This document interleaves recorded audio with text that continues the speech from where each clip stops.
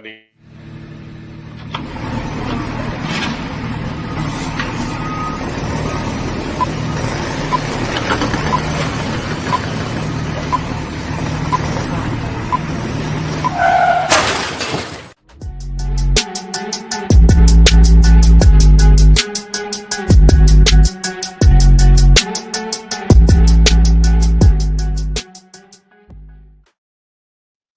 What's up, fellas? Happy Friday. Happy Friday. Happy Friday, Brooksy. Happy Friday, guys.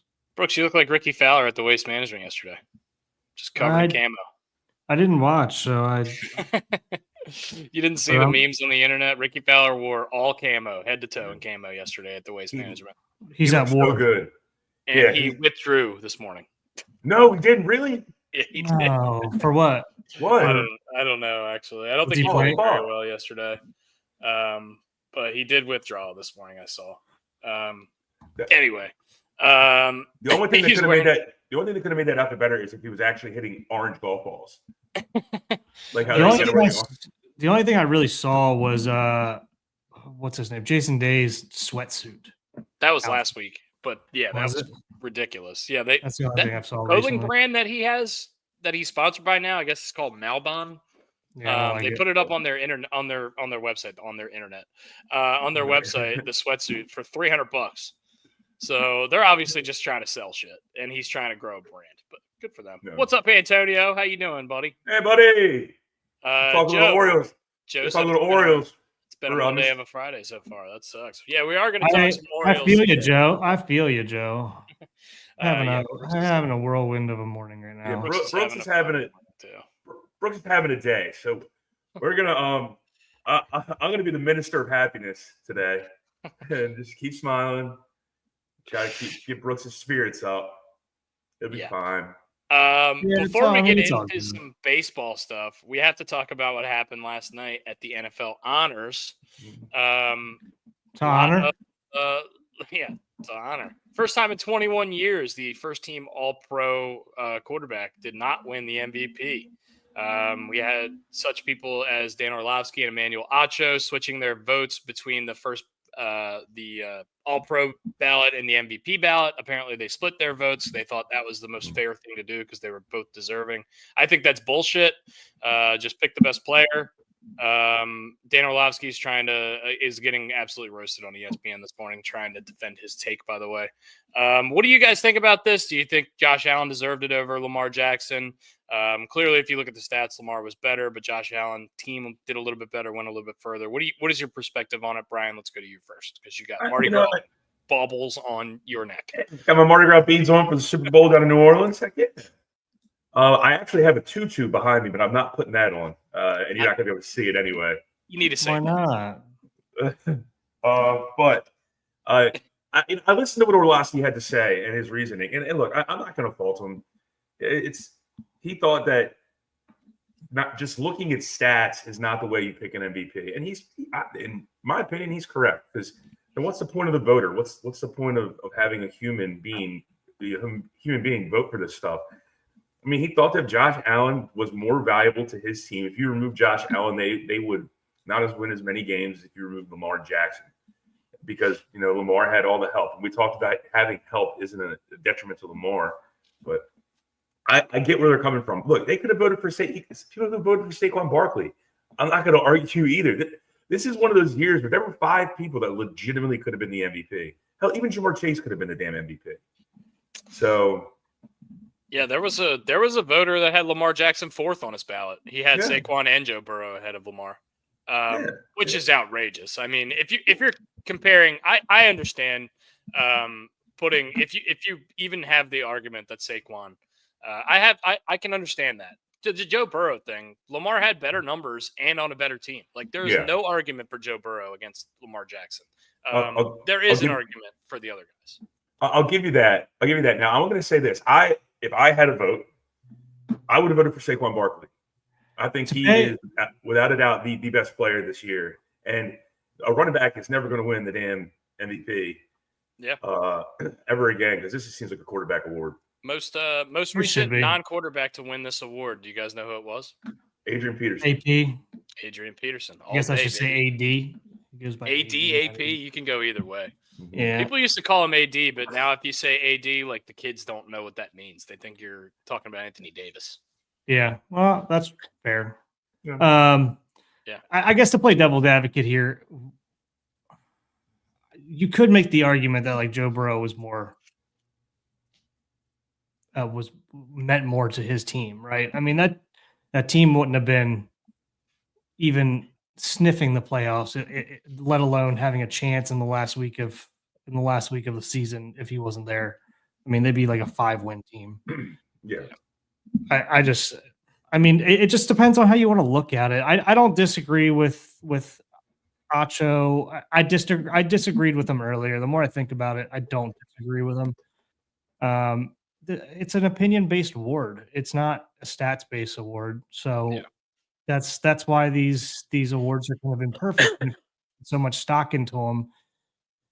You have to kind of like think to yourself, I don't care what the guys that are voting for this award think. I mean, it kind of comes down to that. And to be honest with you, I don't. The only thing that really should matter is Super Bowls at some point. So I think that's why Lamar wasn't there. That's why Lamar probably doesn't give a shit about this award. He's won it twice. He doesn't care anymore. Isn't it funny? We judge quarterbacks based on how many Super Bowls they won. We don't judge receivers, offensive linemen. We don't. It's just why do we attach championships to quarterbacks only? It's the most important player, and it's the most compelling conversation. That's why. Mhm. I think it's right? No, not necessarily. Like Dan Marino is one of the top, probably 5-10 quarterbacks of all time. Never won a Super Bowl. You guys did the draft earlier this week. Top players never won a championship. He was the number 1 pick. Mhm. It happens to a lot of guys. It's a team award, and it's really, really hard. Like we've seen, it's hard to even get to the playoffs, let alone to get through that gauntlet of the playoffs, especially when you have generational players like Patrick Mahomes and Josh Allen, like in your conference. It's really difficult. In the NFC, I think it's a lot easier road to hoe. I think it's been a much easier way to go. And obviously, if we were in the NFC, I think it would be, you could argue it would be a little bit different right now. But the bottom line is we haven't gotten it done when we want to or when we need to. But going back to the award itself. But I mean, that falls on Allen too. I mean, at this point. Yeah. Without a doubt. And look, Dusty, and this is the last thing I'll say on this topic, at least the MVP topic. I really, truly believe voter fatigue played a role in this. I've mentioned it a couple times before. People want a new story. Yeah. This is a new story. And look, Josh Allen played outside of his mind. Yeah. It sucks that when you say Lamar should get it, and I'm not saying this about you guys, but when you say one person should get it, it's almost like you're diminishing what the other people did. That's not the case here, without a doubt. Well, that's a lot of people. That's what a lot of people were doing, and we were trying to tell people don't do that. These guys are both having amazing years. That's how conversations around sports have gotten, though. It started with the LeBron Jordan thing. It's just like if you're a LeBron fan, you all of a sudden you have to hate Michael Jordan. No, you don't. You can like both of them. They're two of the best. You can argue whatever. They're two of the best players in the history of basketball. Probably two of the top 3 players in the history of basketball. Them two and Kareem. And you can argue till you're blue in the face who's better, but it doesn't matter at the end of the day. Both of them completely changed the game, impacted the game in ways outside of what anybody's ever done in the sport. It's politics. It's like politics. You're never going to change someone else's mind. Go into your LeBron and Michael Jordan comparison. It's in the eye of the beholder, and that's fine. It's totally fine. But don't shit on greatness. You're right. I don't like talking politics, but it's like the political argument in the world today. It's like you're either on this side or this side, and the people on the other side don't have anything right. You have everything right.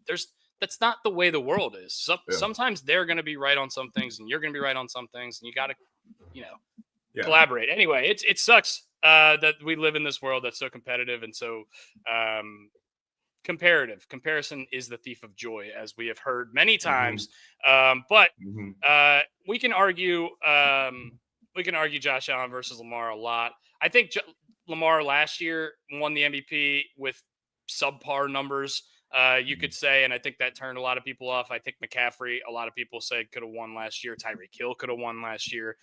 Dak Prescott, we've talked about on this podcast, straight up had better numbers than Lamar last year, and on a good team. but Mhm. we knew, like, and the voters know, like, Lamar is just better than Dak Prescott. There's no way you can vote for him over Lamar. So But look at it this way. I mean, Lamar and Dak probably don't sniff the MVP last year based on the stuff that happened this year. Like Saquon would definitely have won it this last year if he did what he did this year, yeah, and maybe even Joe Burrow pulls it off. yeah. So it is what it is. Look, I personally, with the Ravens win the Super Bowl, I don't give a damn how many MVPs Lamar has. Yeah. I will say this: I think he went 40-4 this year, 40 touchdowns, 4 interceptions. Yeah. And I think only 2 of them were really his fault. Only one of them, really. It was the Bateman one. Okay. Yeah. 2 of them were tipped balls that were dropped, and one of them was he threw the ball into Justice Hill's arms, and the defender ripped it out of Justice Hill's arms as they went I remember that, yeah. on the sideline. Yeah, those are the 4 picks he threw. I mean, you have to account the fumbles. Whatever. Yeah. Lamar didn't win. He came in second. It's another great season.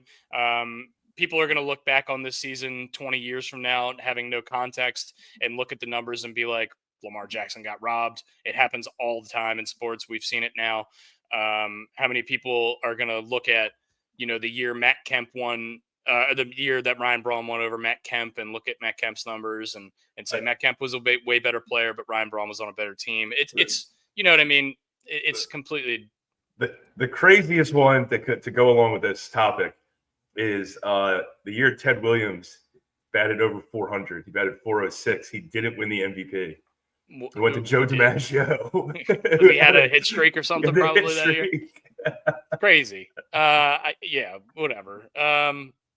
Look, at the end of the day, it does matter. I think when you look back on these things, those kind of things do matter. But I mean, when I look at a player, if I'm looking at their page and it says MVP and then 3 runners up and then another MVP, I'm like, all right, this guy had a 5-year stretch where he was unfucking believable. I'm not just looking at the 1 and the 1 on the bookends. You know what I mean? So, Lamar will get his flowers, and he deserves to. He's one of the best players in the league. I think it's a little bit weird to vote for one guy as a first-team All-Pro and one guy as the MVP. I think you need to make a decision. But, they have their votes for a reason, and they have the right to do whatever they want. So I have a question. I have a question for you guys. Maybe or maybe you guys can look it up. Orlovsky came out on Dan Patrick's show today and said who he voted for. He voted for Josh Allen, as we already know. Mm-hmm. Which good for him for backing his vote up. Yeah, without a doubt. It's public, by the way, in the NFL.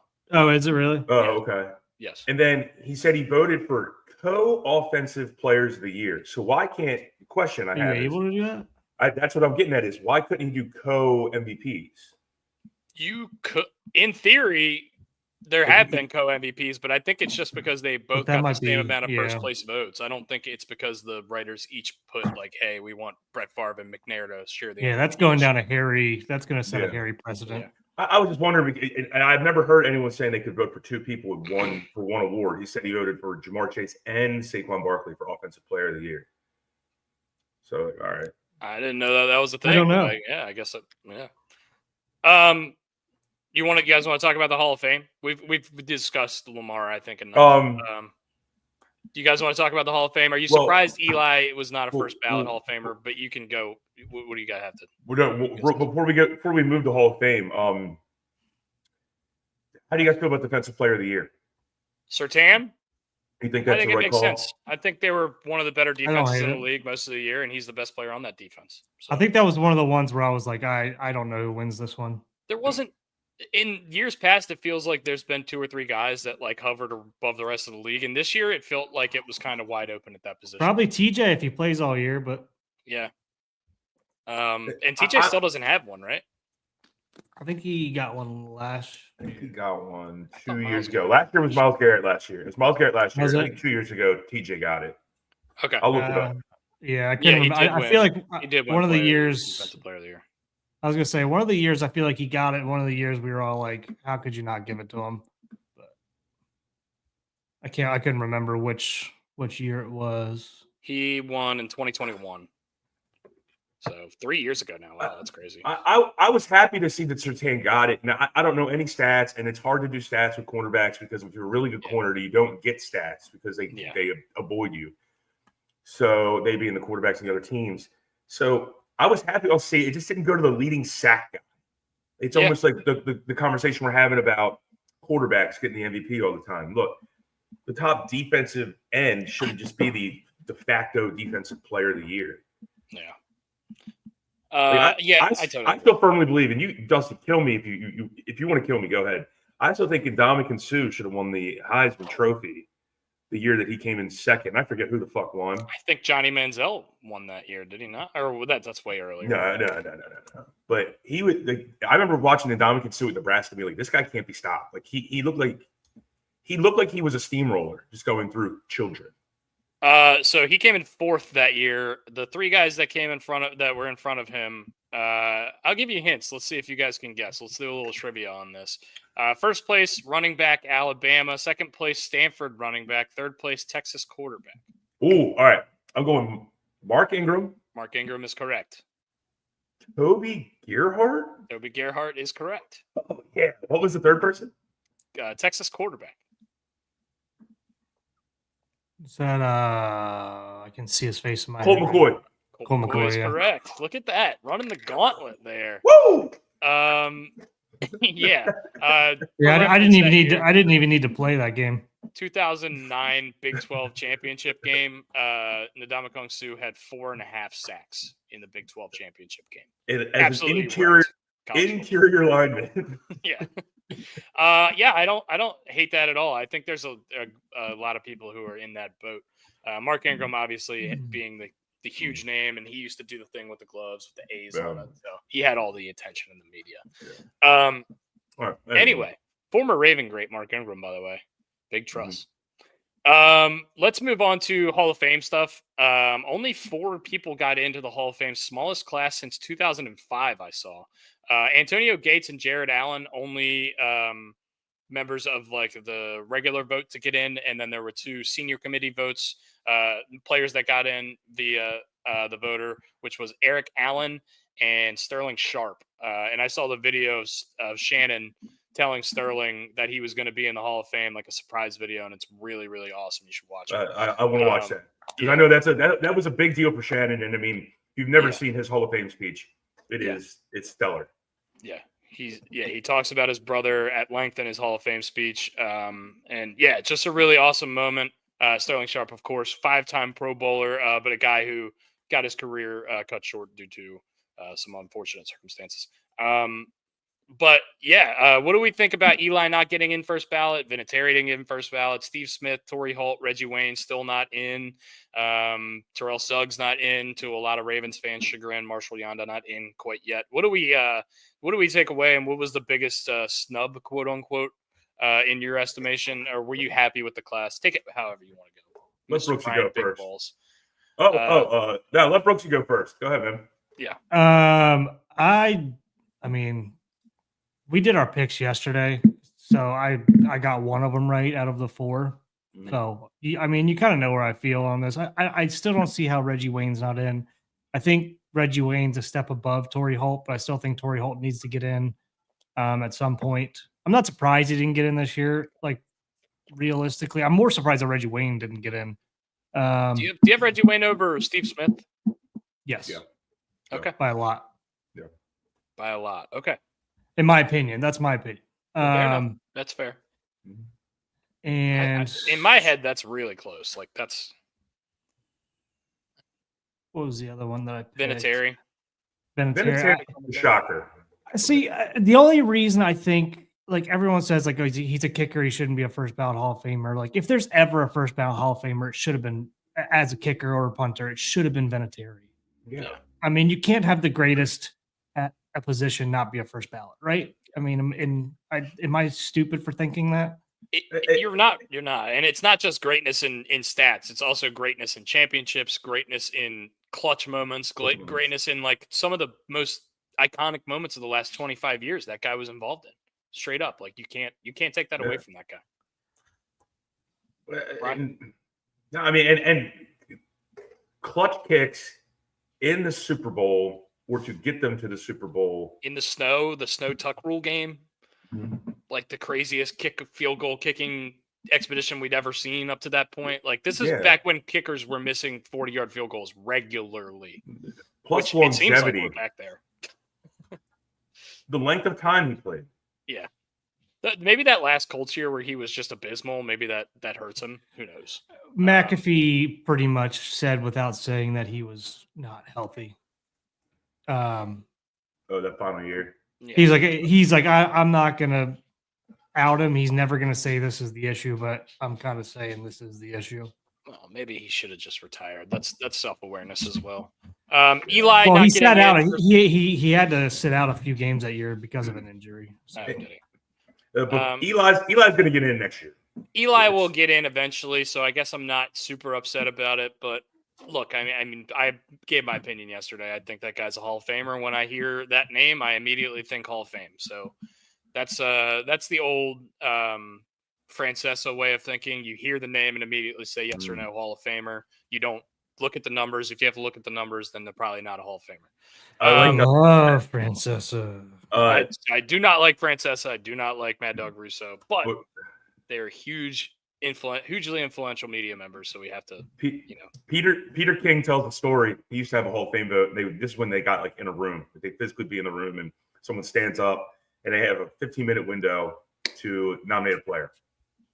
And yeah, I agree, but sometimes I do want to like check the stats. Like I feel like I just forget. Yeah, you know? I totally agree with that. But yeah, go ahead, Brian. I cut you off. Sorry. Yeah, it's all good, man. Peter King said people get up. You got 15 minutes to make your case for why this person should get in. So Scott Garceau used to have a Hall of Fame vote, and he would always get up there and speak for Art Modell.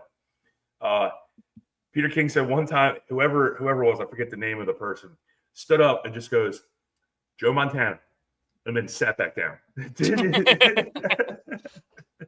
Yeah. And you know what's crazy is there's probably some idiot who didn't vote for him.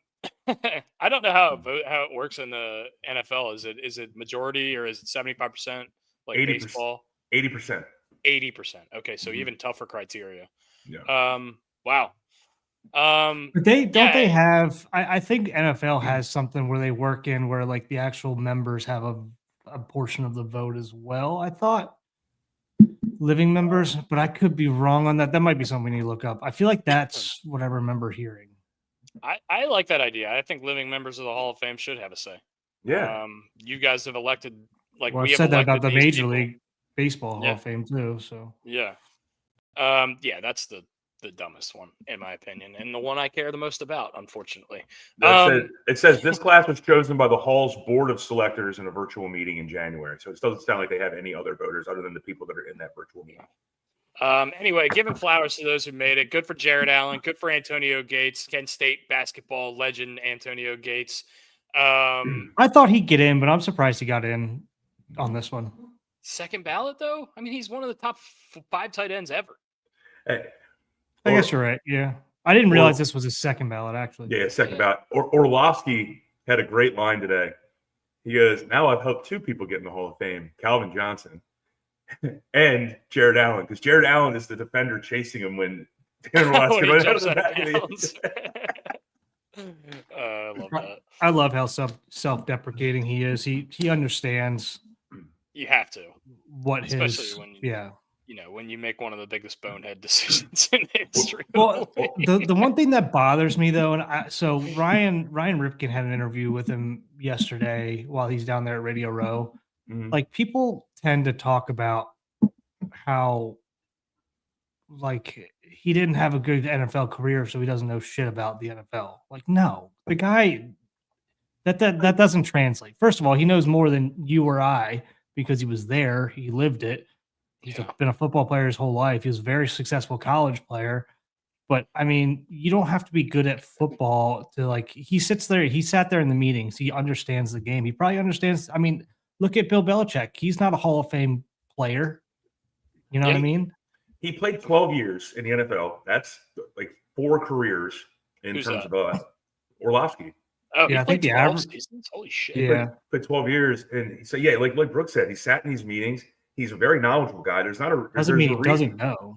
There's a reason that people teams have asked him to come in for offensive coordinator interviews. And GM. I think he's had a couple like assistant GM interviews too, which I think he'd be good at as well. Yeah, I think at some point or another, he's going to end up on a sideline. he was telling a couple great stories today about those he Lions wants to. teams. Yeah, if he wants to. That's a rough life. Yeah. But he was telling some stories about those Lions teams, specifically the 0-16 team. So that play where he runs out of the back of the end zone, they lost that game 12-10. So that safety actually, My God. what are the fucking That's odds? the difference in the game. What are the I didn't fucking even know odds? He said in that same season, one of his assistant coaches fell asleep on the bench during a game. Well, he was also saying in yesterday's interview that he's like, it's hard to be successful. Like, you already get to the NFL. He's like, I had a ton of confidence in myself, and then like you get to the NFL and like that just went away, obviously.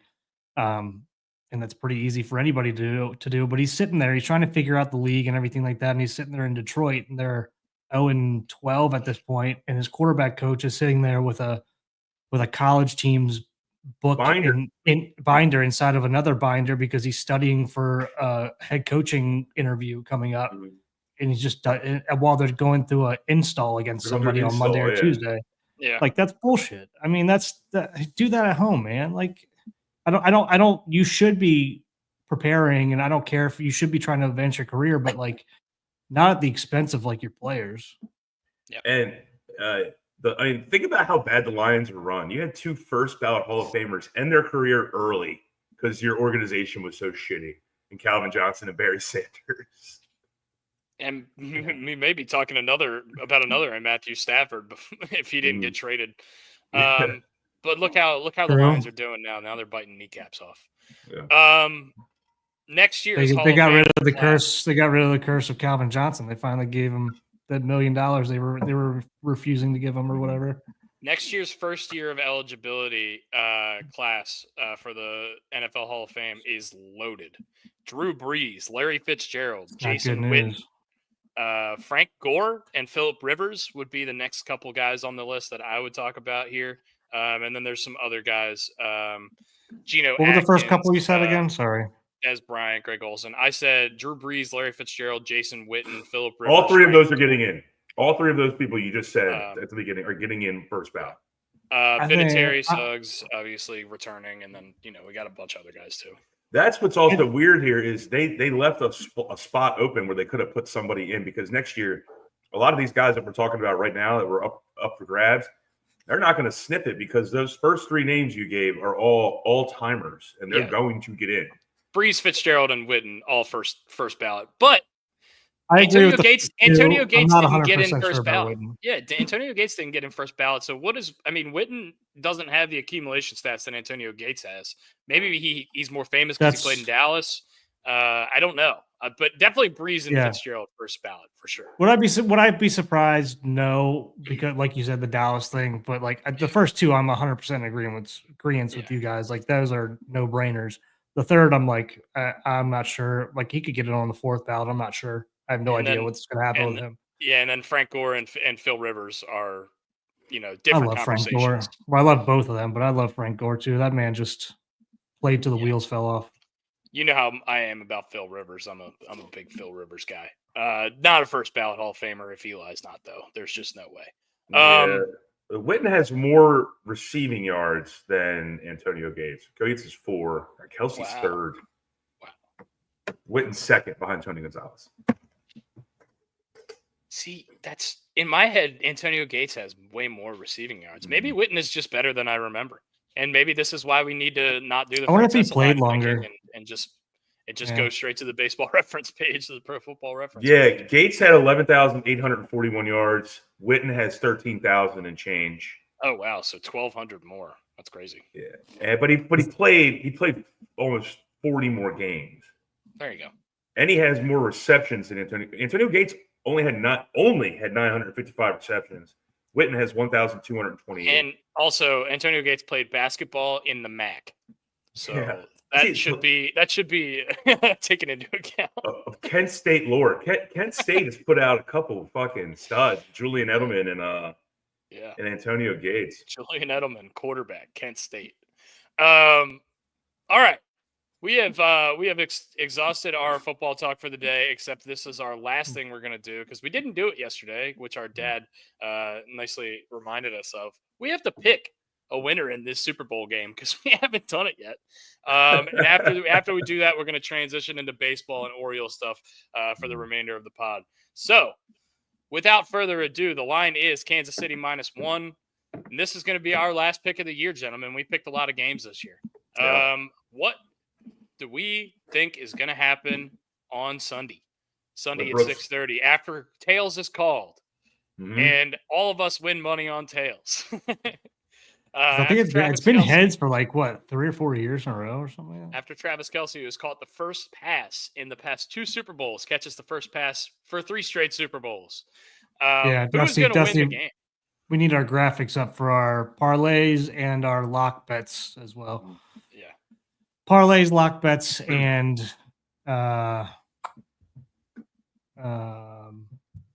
our gimmick bets, I guess. Oh yeah. I'll go first. Go first. I'm taking the Chiefs. I think the Eagles are better. Would I be surprised if the Eagles lost or if the Eagles won? No. I think if this game's a blowout, the only way it's a blowout is if the Eagles win. I do not think the Chiefs can blow the Eagles out. I just think the Eagles are too talented and too well-rounded and too deep. But I'm always, like Brian says, I'm going to take can we DFA Dustin? Fuck off. I'm taking the Chiefs. I think I'm going to take Mahomes and Andy Reid over Hurts and Sirianni any day. That was awesome. No, we can't DFA me. And honestly, British Raven, not a baseball guy, so I'm glad you know what DFA means, honestly. Great.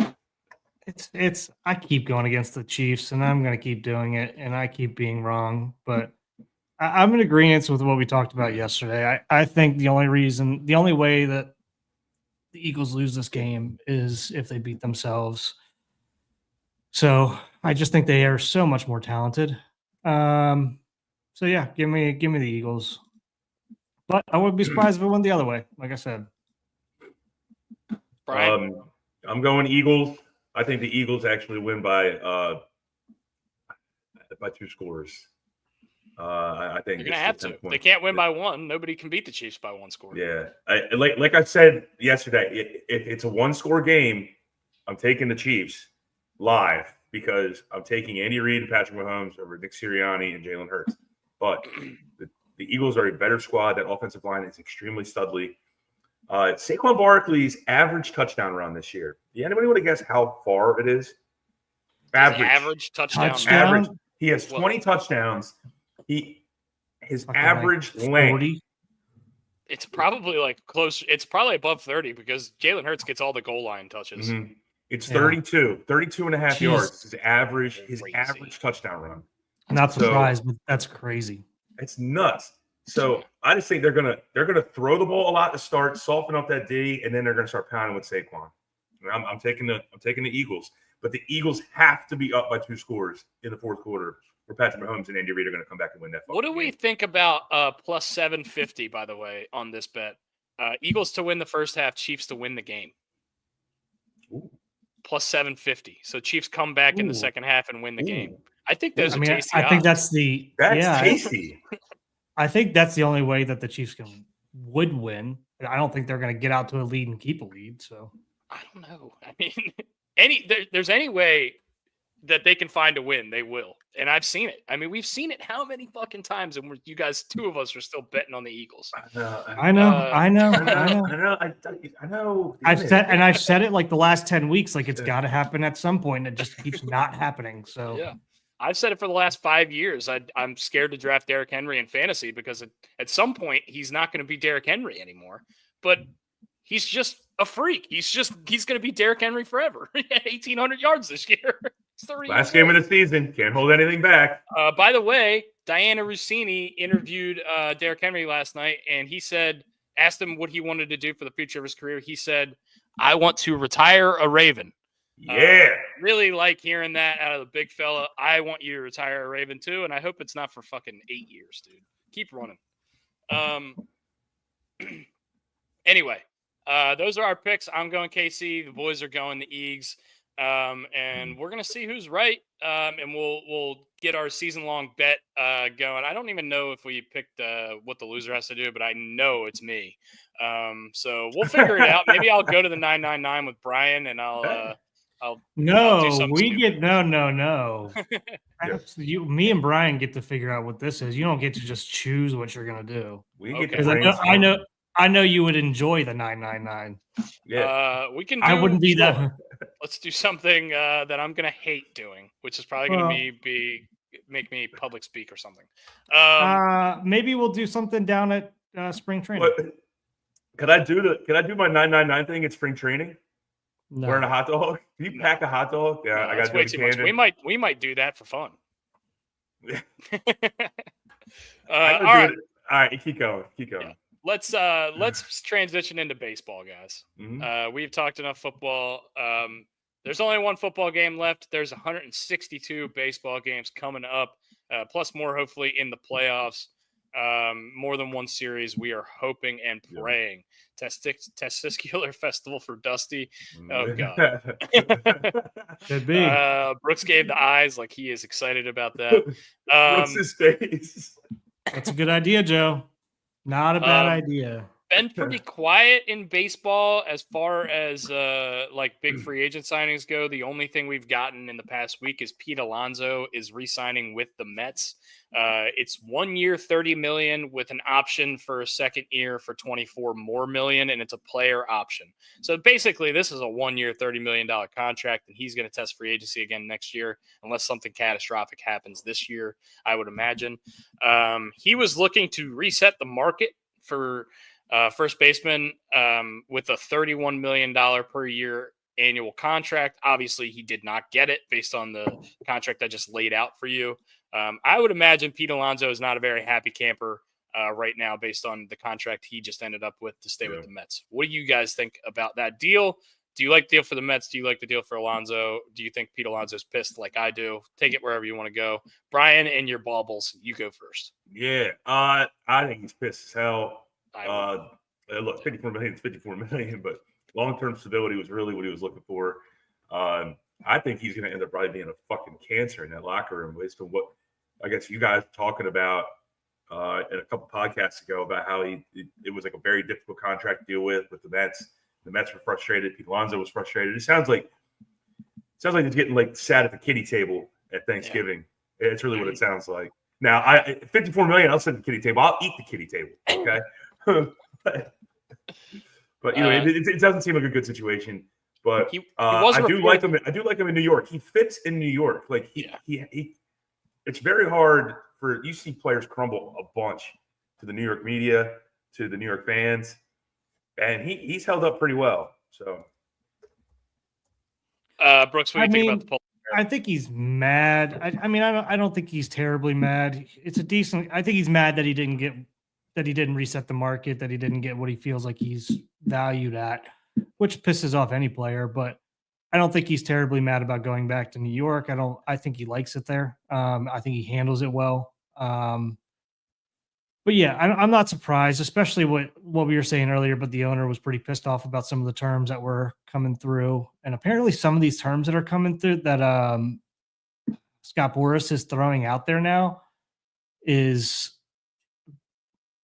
basically like he wants his guys like to have an opt-out year, and even if they opt out, he wants them to get paid for that year if they opt out. Like it's exactly. It's kind of apparently this is a new thing that he's trying to push. He hasn't gotten anybody to sign a deal with it, but I've seen stuff where like this is happening. Some of these, it's almost and it's probably what he tried to do with Alonso to the Mets, and that's probably why they were so pissed off.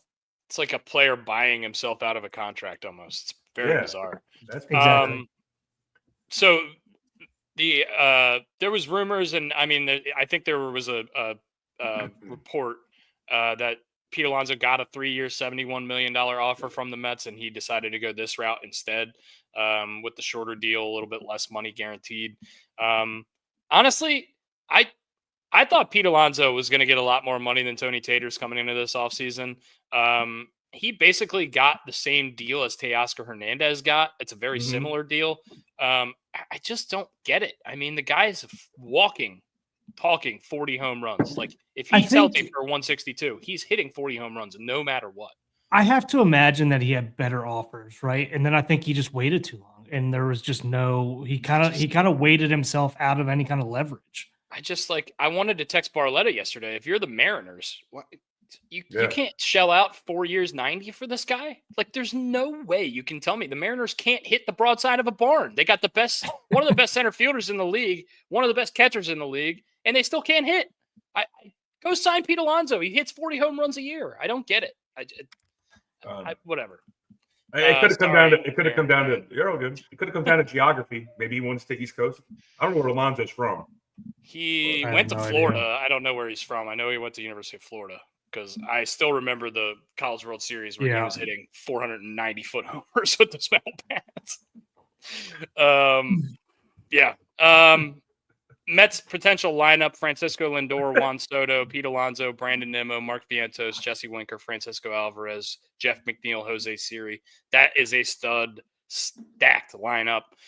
Even underrated guys like Jesse Winker, who kicks the shit out of righties. Francisco Alvarez, who's a guy not everyone knows probably, but super highly touted prospect. He's a 23-year-old as a starting catcher in the league with a couple years under his belt. The Mets lineup looks pretty good. They need to figure out their starting pitching situation. But anyway, British Raven says, rip to my iPad. You'll be missed. What happened to your iPad, British Raven? What's going on there? I'm sorry. I can't get out of my head. It's got to be like a Funny or Die skit that we could create.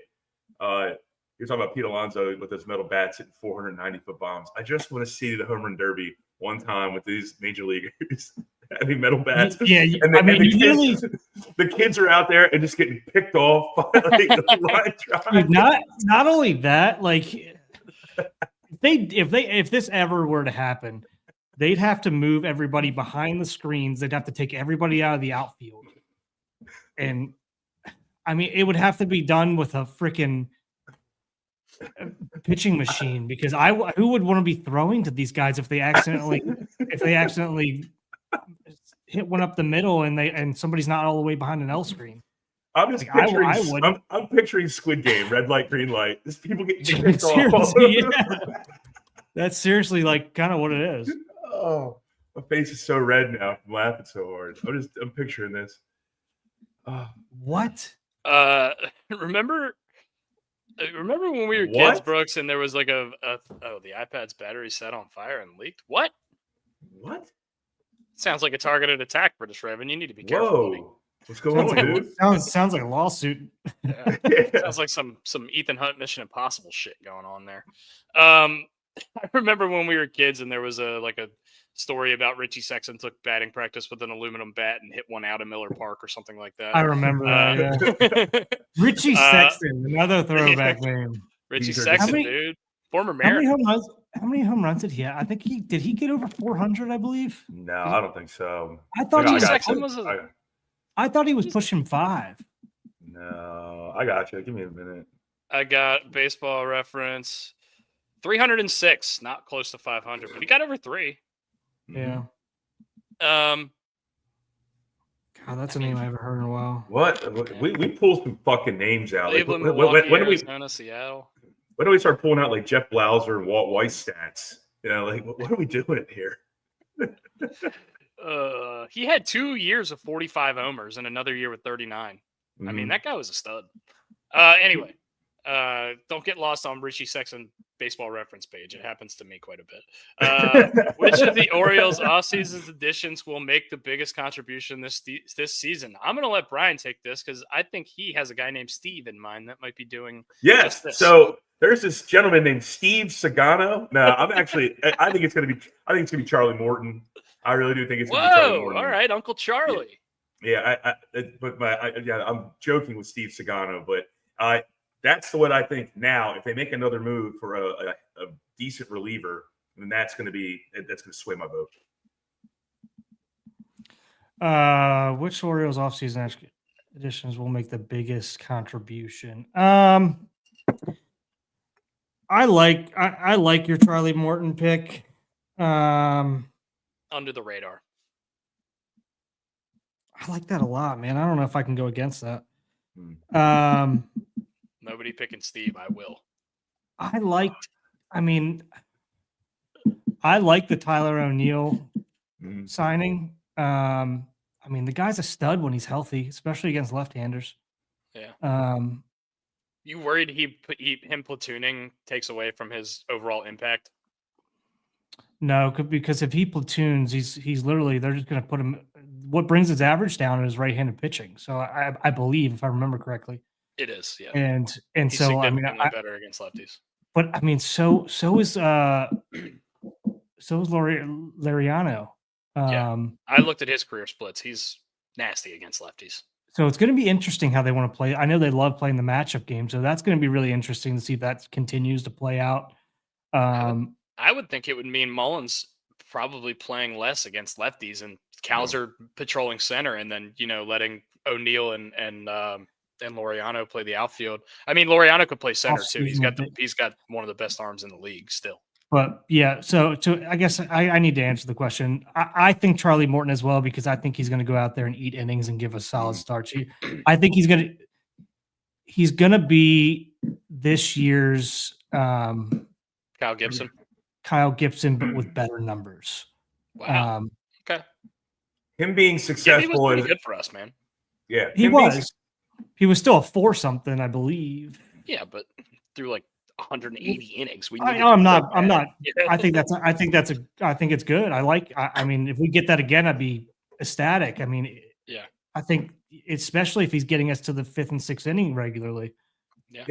That's why I picked Charlie Morton, Antonio. It's because if Charlie Morton does what he's been doing, he's an addition to the bullpen, because then you get to save your bullpen guys. You got an innings eater. Your bullpen's gonna be a hell of a lot better, and you're not taxing them early in the season. So that's why I'm gonna go Charlie Morton.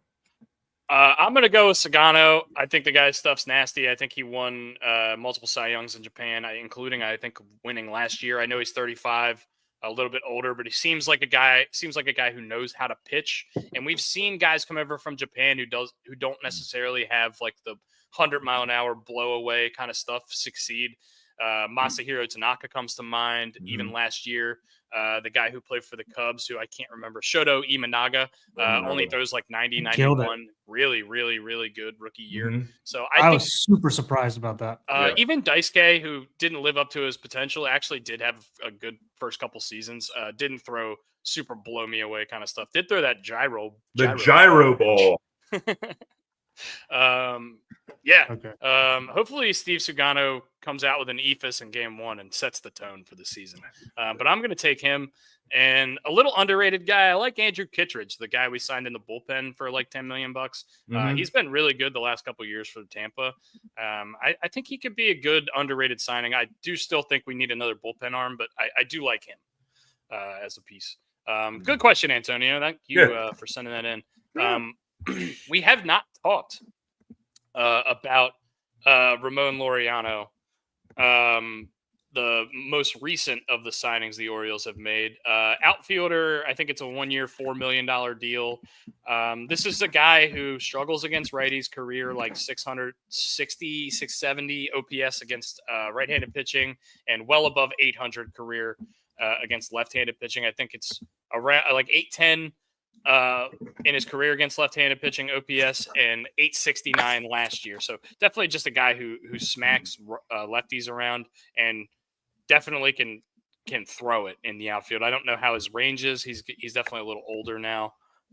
He's 30 years old, so I don't know how his range is in center field anymore. He used to be one of the better defensive players in the league, but definitely has an absolute cannon of an arm. That kind of thing doesn't leave you.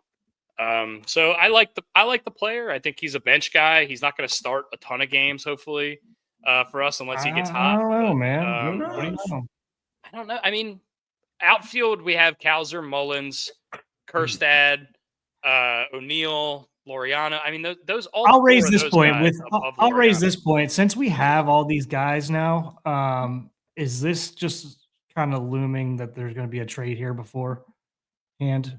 I think at some point there's got to be a trade. I would be shocked if we don't trade for a top of the line starter by the trade deadline. Well, yeah, but I mean, even before spring training starts or during spring training, like if you have this many outfielders, especially on gyro, gyro ball, but Gyro ball now. I'm hungry. just having this many guys in the outfield, and I don't know if they have any options or if that was written in their contract that they could be, or or this is just like, hey, go win a job kind of deal. It just kind of screams to me that there's going to be a trade. There has to be. I mean, you only have a 40-man roster. I mean, some of these guys might not make the damn team. Yeah, and you can get plucked for free. Can't have 6 outfielders on the 26-man. Yeah, I'm struggling. So I said it. Mullins, Cowser, Kerstad, all 3 lefties. O'Neill, Laureano. Those are 5 outfielders. Who am I missing? I'll pull up the 40-man. Hold on. I mean, I know Enrique Bradfield's moving up boards, but I can't imagine he'd be starting the season with the major league club. Also, a lot of people think the Padres are really interested in him. So if there's any kind of Dylan Cease or Michael King deal, I would imagine Enrique Bradfield is going to be a part of that. I don't want to see him go. I think he's his ceiling / his player comparison is Juan Pierre, Kenny Lofton kind of guy. I don't know. We'll see though. What do you think? I don't think he's a guy that we would trade. You don't think so? Okay, that's fair. And the reason being because he's going to end up being he's going to be a cheaper Mullins. Yeah. Cheaper, younger, faster. Yeah, exactly. So I'm sorry. Trying to make this into a bigger one. Here, let me zoom in.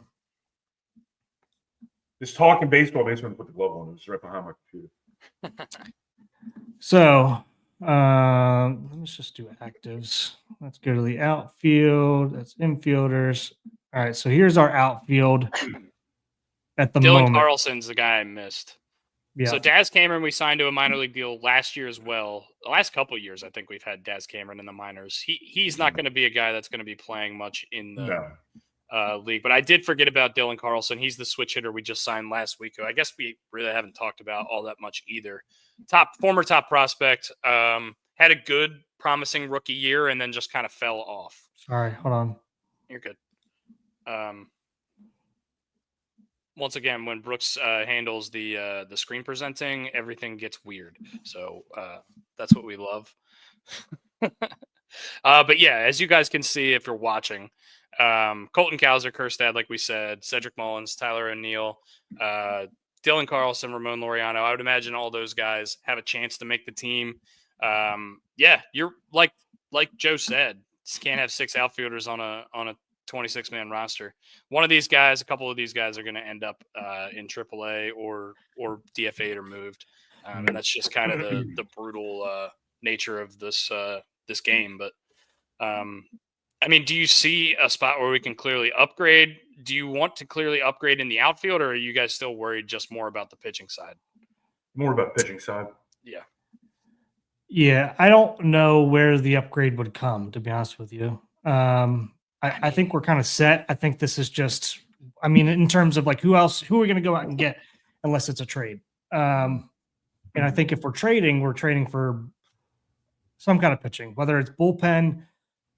I don't know if another starter is going to be coming in or not. I was thinking about this last week. I kind of think that we've put our eggs in Grayson making the next step and becoming an ace, which I don't disagree with. I think it should happen this year, and that's going to be health related. We'll see.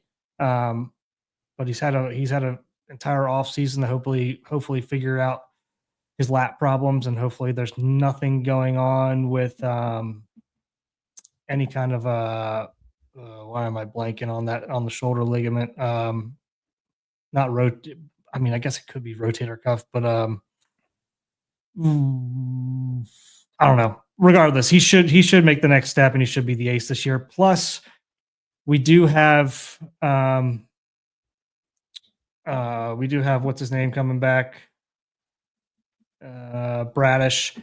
That's possibly going to be this year, but it's going to be towards the end. He had his I looked it up before this podcast. His surgery was in June. Yeah. So you're looking at best case scenario at the end of the season, right before the playoffs, if he does come back at all this year. Yeah, I'm not banking on Kyle Bradish in 2025. Honestly, Me neither. But I don't think they go make a blockbuster move knowing that they have him coming next year.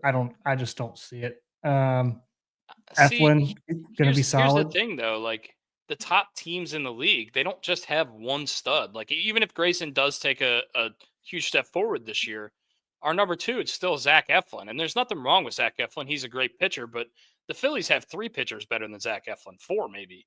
The Dodgers have 5 pitchers better than Zach Eflin. Like, if we want to compete with these teams who are the best teams in baseball, we're going to need more than one guy. And if that one guy gets hurt, like that's the argument that I think Orioles fans are making. And look, I hope that Charlie Morton and Steve Sugano, we joke his name is Tomoyaki. Hopefully they can take a step forward and Dean Kramer can eat his innings in the regular season. But when we get to the playoffs, I mean, if our number 1, 2 is Grayson and Eflin, I think pretty much any team is going to be able to match up with that. Sure, but I mean, that's where we were talking about this earlier, where the bullpen strength needs to come in, because I mean, that's kind of how the Royals did it for a long time, and a couple other teams where it's like starting pitchers. I mean, as long as they can get you 5 and you have a strong bullpen, it's really, and it's also going to come down to like how taxed is the bullpen going to be going into the playoff. Yes. So, and Katie Bauer sends me the L word you were looking for, sir, is labrum. Labrum. There you go. Not labia. Lat. Labrum. Lat. Labrum, lat, whatever. Well, it is his lat, but I mean, a lot of times some of those lat issues end up being labrum issues. So good. That's what I was looking for. So good call on that, Katie. Yeah. Yeah, we re-signed Jorge Mateo. He's infield, outfield as well. So do we think we haven't seen Mateo play outfield really? I know there was a lot of talk about him potentially playing some center field. I think he'll be on the bench for sure. He's definitely not going to get normal playing time, I would imagine. We should get an update on. We'll see. We should get an update on him too going into when we go to spring training about his health as well. It does look. I know we do need pitching, and that's first and foremost. But honestly, I do think there's a lot of room for improvement in the outfield. I think our infield is significantly better than our outfield in terms of talent and potential production. I love Kowser, obviously second in Rookie of the Year vote gets for the American League last year. Heston Kjerstad needs a full season to prove what he can do, and he's got all kinds of unlimited power potential. But beyond that, I mean, Mullins is going to be a free agent at the end of this year. Laureano's a 1-year deal. Dylan Carlson's a 1-year deal. Tyler O'Neill's a 3-year deal, but he's mostly going to be a platoon kind of guy against lefties. I mean, there's some guys out there that could definitely significantly improve our outfield. I don't know who's available, but we don't exactly have a ton of top of the line prospects in the outfield. So I can see us, if we make another move, I don't think there's going to be an infielder involved in our future in the next couple of years. But if we do make move for an outfielder and not for a pitcher, I can understand why, at least. Sorry, guys. You're good. I'm trying to find something. We agreed to terms with Taron Vavra to a minor league contract. He's been in the organization for a couple of years. Brooks wanted to mention that. Emmanuel Rivera, who was playing third base and got hot for us at the end of the year last year, got DFA'd, unfortunately, after we traded for Luis Vasquez from the Cubs for cash considerations, who's everyone's favorite player, cash considerations. Yeah, I mean, look, the state of the Orioles roster is basically what we've been saying all offseason. We could use a couple more arms in the bullpen. We could use a top-of-the-line starter. And in my opinion, we could use an upgrade in the outfield. I think there's a lot of work to be done, but there's a whole season to do it. And also, it's not even spring training yet. So I don't know. Also, do we think we're due for a bounce back? Kind of. I mean, have you ever seen a team like have as much bad luck as we did last year with injuries? I love Brooks' mid-sentence and then just goes, why? I'm like losing tabs right now. I can't find shit. Like I'm having a rough one today. We won over 100 games 2 years ago. We only won 91 last year. Do you think that number ticks up in closer to 100 this year, or do we think it's going to stay closer to that low 90s number? Not because obviously it depends on a lot of stuff, but Adley and Gunnar are at the top of that list. But our division got better. And so I think it's going to stay pretty much stagnant at the 91, 92. I don't see us getting over 100 unless something miraculous happens. And hell, no team last year even won 100 games. 108. So, well, 108 wins. Well, here's what. That's a lot of fucking wins. Here's my opinion, right? We all remember the injuries. We just talked on that. That was super bad luck, and that kind of comes in cycles, and we've talked about that.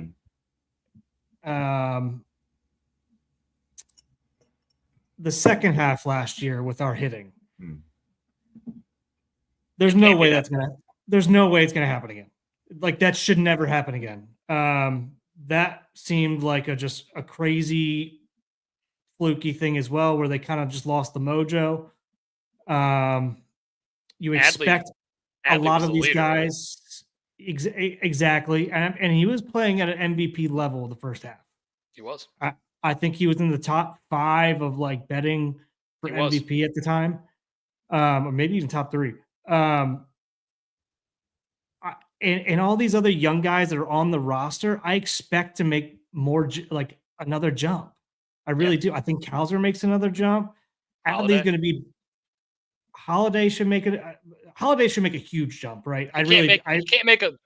He played terrible last year. There's no ifs, ands, or buts about it. He played bad, so he can't go anywhere but up, right? Well, fair, but so did a lot of these young guys that came up for the first time. Not that should be across the board. This is what's going to happen every single time, but Henderson came up and didn't play well when he first came up. Adley came up and didn't play when he first came up, but they figured it out along the way. And usually the second time they came up, I'll put it this way: Holiday, every single goal that he sets, he hits. He wanted to be the number 1 overall draft pick. He worked to be that. He wanted to make it up within 2 years. He did it. He now has a taste of what he wants. I'm sure he reset another goal in his mind. He's going to figure out how to fix it every single time he does, and he usually hits the goal that he wants to. Even if he hits 75% of the goal that he wants, he's going to be a solid player. Yeah, and he's 20, so 21 exactly. So I just don't. Kerstad's going to be in the lineup a lot more. There's a lot. There's what? He's 21. I thought he was 20, but he just turned 21. I think he's 21 during the last. Yeah. In December. Yeah. Yeah. So it's there's no reason why they shouldn't finish more than 91 wins, in my opinion, because a lot of the shit that happened last year that was out of our control, a lot of the shit that happened that was super fluky, there's just no reason. There's just no reason why they should not be above that, because I've never seen injuries like that happen to one team in a long time. I feel like. And you're not wrong with what you were saying about the Orioles, specifically the team, the Orioles, but the division just got better. The Yankees got better with some extra pitching added, and the Red Sox got better, bringing in their free agent signings. I would argue Toronto got better. They signed Anthony Santander, and they signed Jeff Hoffman, and they signed a couple other guys too. They traded for Andres Jimenez. Was it Verlander went there, right? Verlander or Scherzer went there? Scherzer went to there. Verlander went to San Francisco. Yeah. Scherzer hasn't pitched in 2 years, though. So, I mean, we'll see how that goes. Obviously, first ballot Hall of Famer, but. I mean, who's to say that we didn't get better? I mean, we'll see. I mean, we just took O'Neill. I mean, they lost O'Neill in Boston. New York lost Soto. I mean, did they get some pitching there? Yeah. New York and Boston added no bats. I don't know. I mean, New York added Bellinger. They lost Soto. Yes, that's a huge loss. That's a massive loss. They lose Gleyber Torres as well, but they add Cody Bellinger. They add Paul Goldschmidt. They added Jazz Chisholm at the deadline last year. Like, they have guys, and they also just paid $220 million for Max Fried to steady their rotation. So I don't know. I mean, they also traded for Devin Williams, who's one of the best closers in the league. Yep. I would say New York. That's the biggest addition that New York got. Yeah. I totally agree with you. I think for the next 2 years at least, I think that's going to be the biggest thing that they got.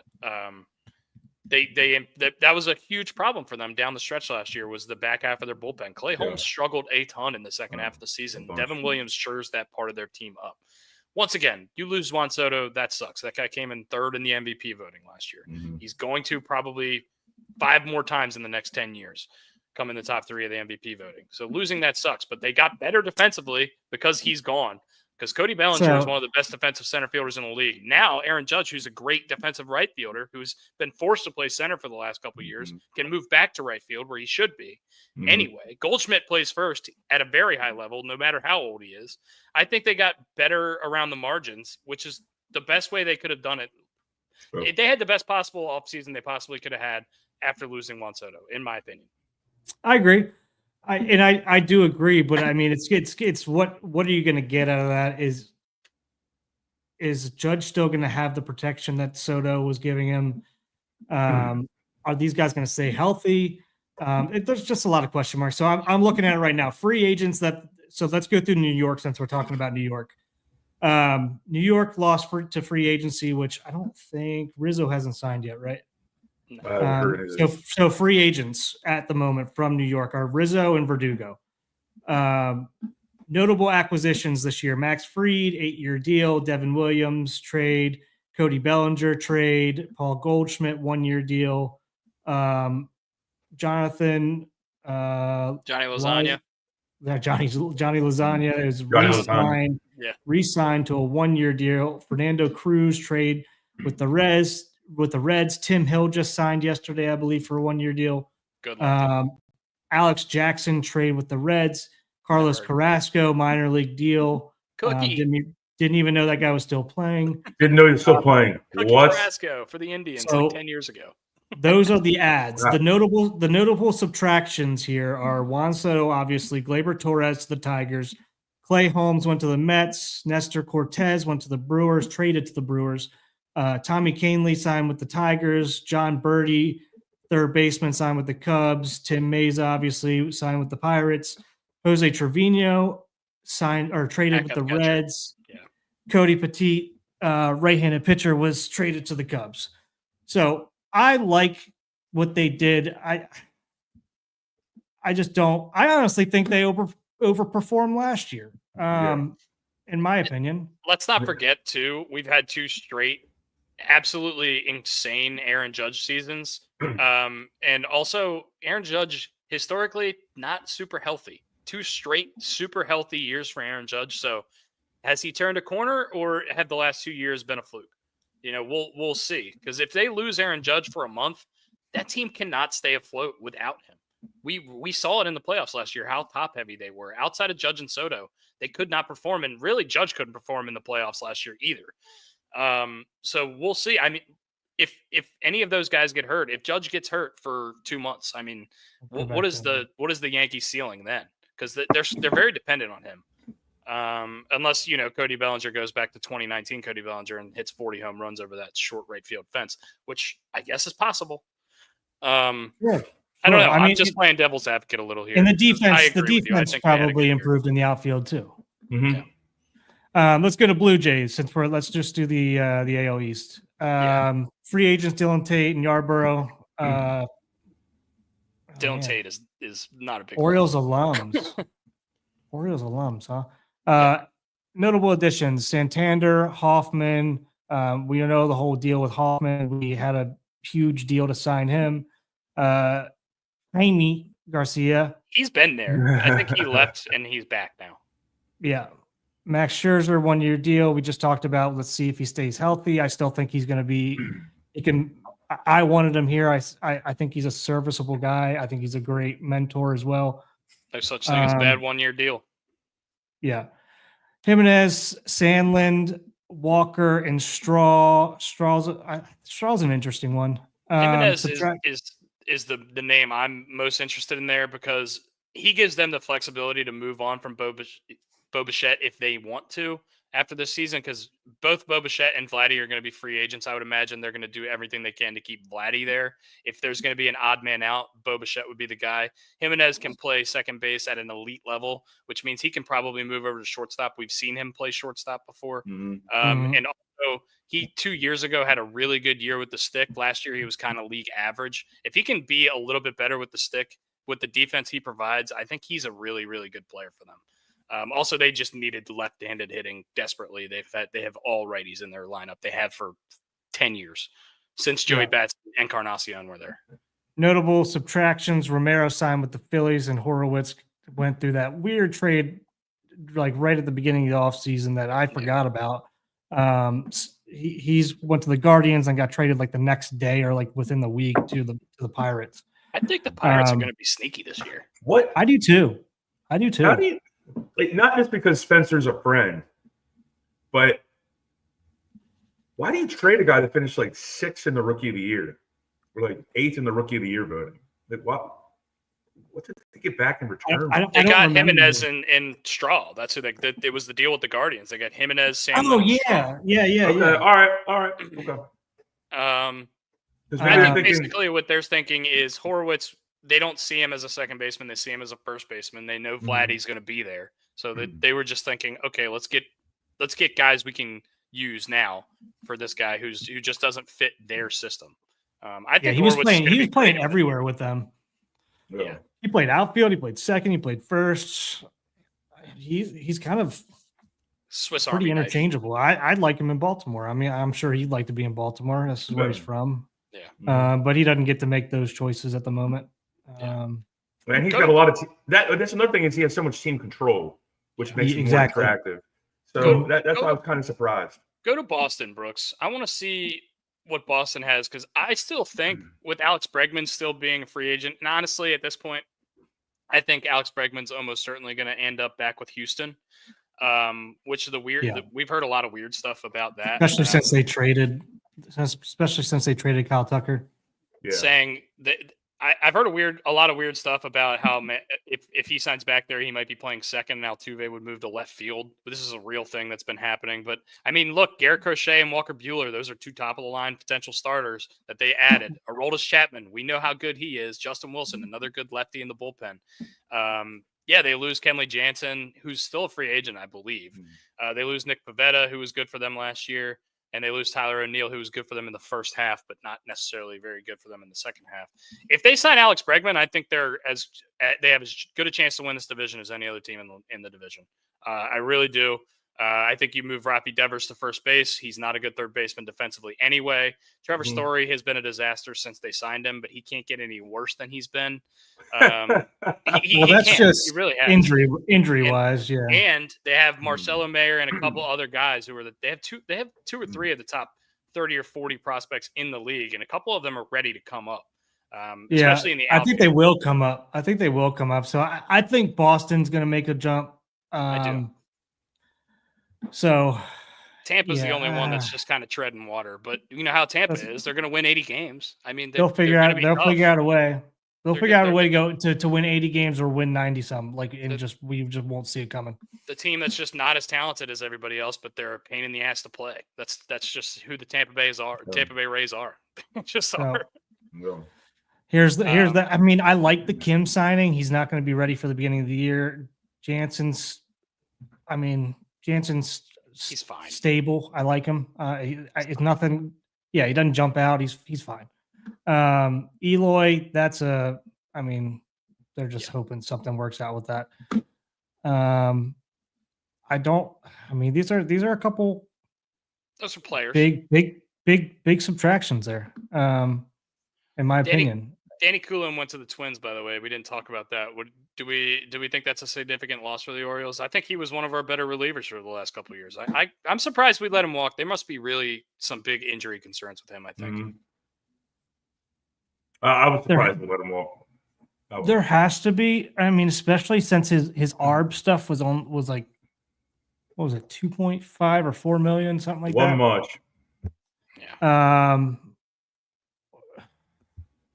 Yeah, I he's a he. How do I put this? I know everybody loves Danny Colome, and I do too. He's a one pitch pitcher, and I don't love one pitch pitchers, especially when it's just a loopy curveball. I mean, I say it's a loopy curveball; it's a good curveball, but I just don't know how sustainable that is, and I don't know if that's why what the Orioles are thinking there. I'd rather Orioles fans will probably jump down my throat at this. I'd rather have Aiken than Colome. I really would. Give me somebody who's throwing 95 who can dot it. I know he doesn't have a ton of movement, but I know what he's going to give me. Yeah. Can you get and he's got- the burger ice cube thing off the screen, please? Thank you. So that was creepy. Whatever the fuck that was creepy. Yeah, that was weird. We like having so beef yeah, on the board. But why Let's is there go. a raw burger with an ice cream? This is Gary Williams stole my lawn furniture. That's why. Yeah, Joe. I don't. I'm sure it's still. I mean, my elbow's still barking, but I'm sure it is. And he just had elbow stuff go on, and it's a guy who throws nothing but curveballs. It's not adding up to be a good thing.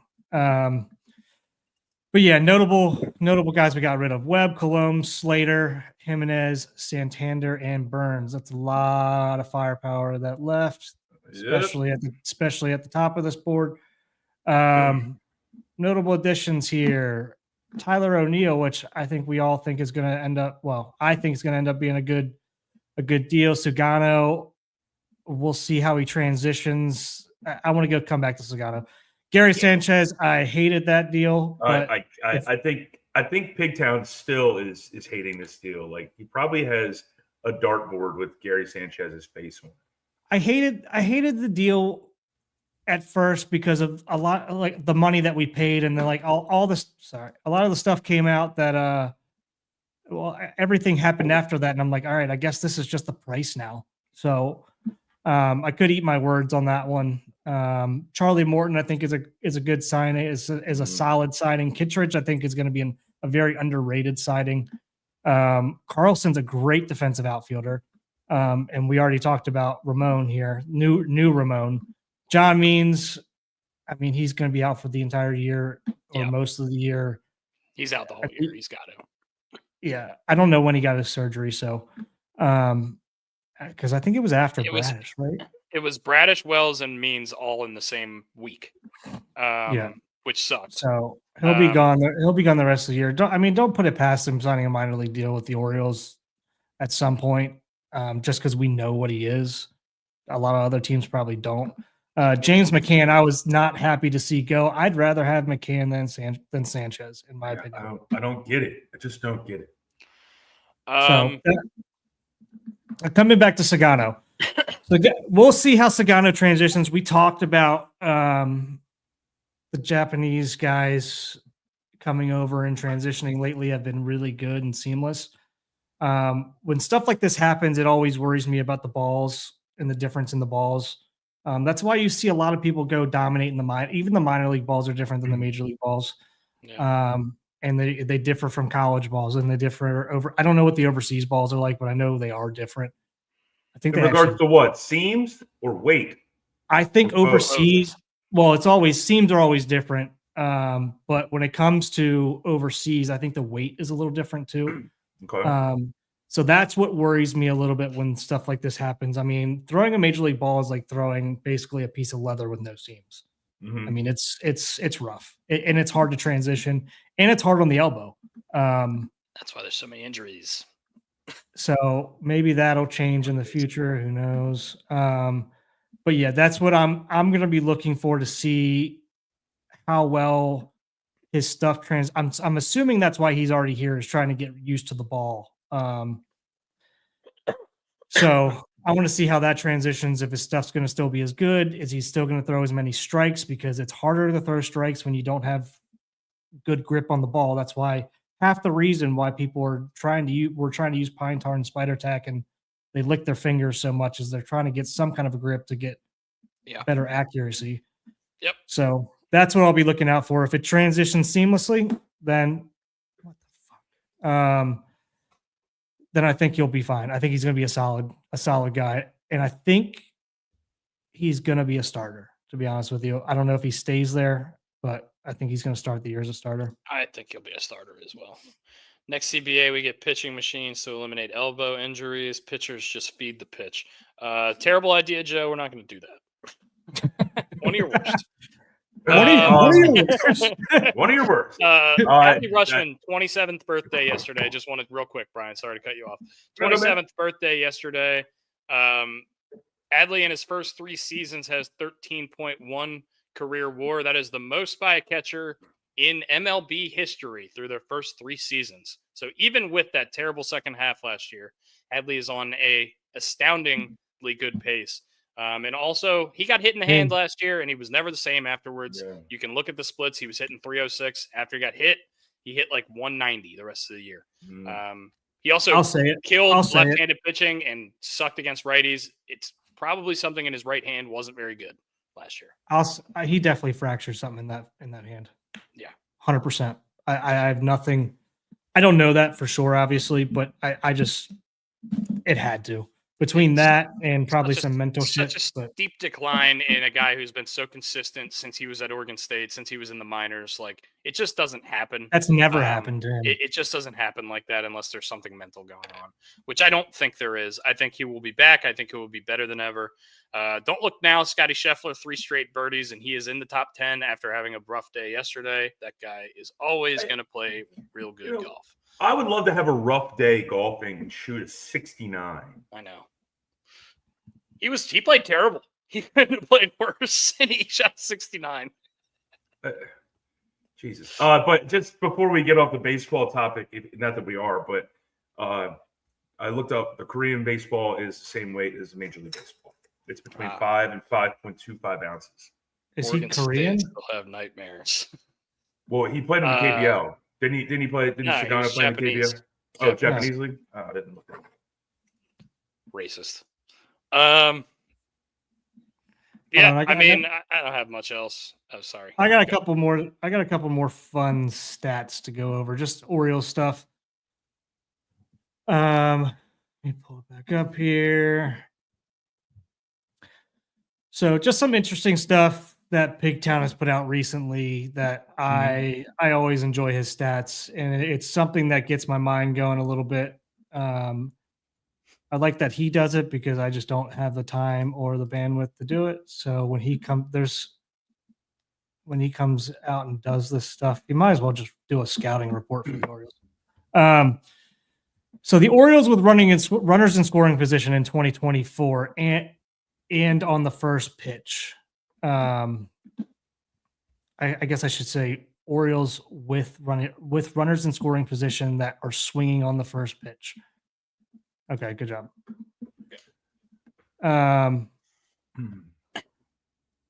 So Holiday's 750.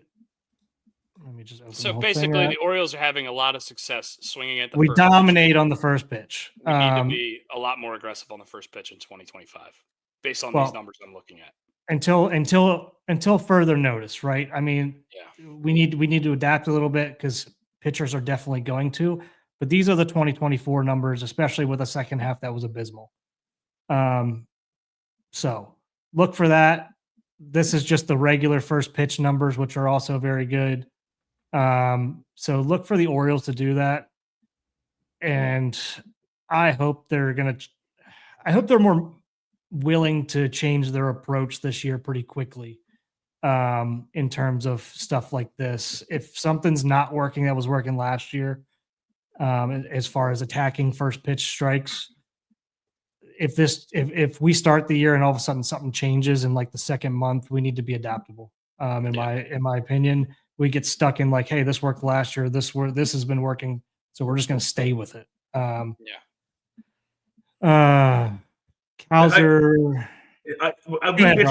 We bitched about it a lot last year. The situational hitting was trash. Yes, hitting runners over. was terrible. I mean, hit an 18 hopper to the fucking second baseman so the guy from second go to third, and then we can hit a little stack fly. It just pissed us off. It pissed all of us off last year a bunch. You think I do love that an 18 hopper that didn't make it out of the infield? That's a really slow dribbler. There's no way. It would have to be a bouncy ball. maybe during the shift. No, I agree with you, and I don't think that's for lack of trying. I think it's for just lack of execution. I mean, these guys obviously know how to play baseball. They know what they're supposed to be doing up there. Mhm. One thing I'd like to see more of that we've talked about